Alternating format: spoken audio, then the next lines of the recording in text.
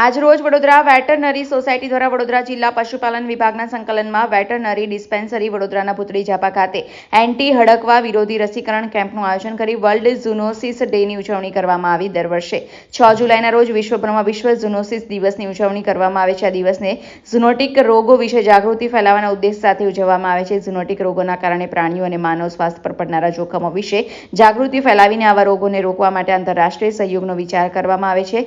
ઝૂનોટિક રોગોની રોકથામ તરફ કામ કરનારા લોકો માટે આ દિવસનું વિશેષ મહત્વ છે। ઝૂનોસિસ અથવા ઝૂનોટિક રોગો એ ચેપ અથવા ચેપી રોગોનો સંદર્ભ આપે છે જે પ્રાણીઓમાંથી ઉદ્ભવે છે। ડૉક્ટર વિમલ પટેલ, પશુ ચિકિત્સા અધિકારી, પશુ દવાખાના ભૂતળી ઝાપા, વડોદરાથી આજ રોજ વર્લ્ડ ઝૂનોસિસ દિવસ ઉજવવામાં આવે છે।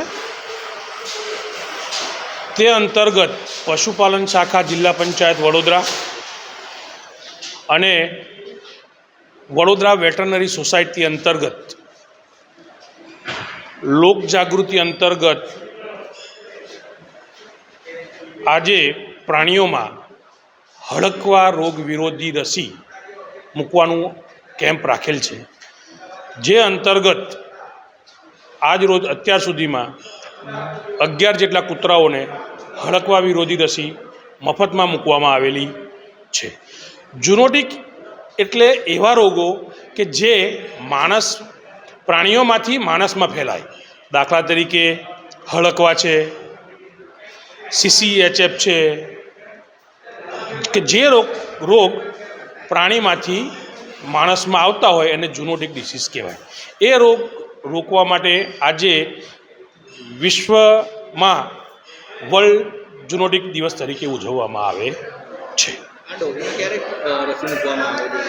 ડોગને સૌ પ્રથમ 3 મહિનાનું હોય ત્યારે જો હડકવાની રસી મૂકવામાં આવે પહેલી વખત, ત્યાર પછી એને બૂસ્ટર ડોઝ આપવામાં આવે છે અને ત્યારબાદ વાર્ષિક જો હડકવાની રસી મૂકવામાં આવે તો કૂતરું હડકાયું થતું નથી, એટલે હડકવાની રસી મુકાવી ફરજિયાત છે। આ ફક્ત સ્ટ્રીટ ડોગને જ આ વસ્તુ થાય છે કે જે ફેમિલીમાં પાળે છે એ લોકોને? સ્ટ્રીટ ડોગ કે પાલતુ પ્રાણી બધાને પણ હડકવા થઈ શકે છે। કોઈ પણ કેનાઇન વર્ગ એટલે મતલબ કે બિલાડી, કૂતરું, વાંદરો, બેટ એટલે મતલબ ચામાચીડિયું, દરેકને હડકવા એના જીવમાં જ હોય છે, એની લાળમાં આ જીવડાનું હોય છે જ।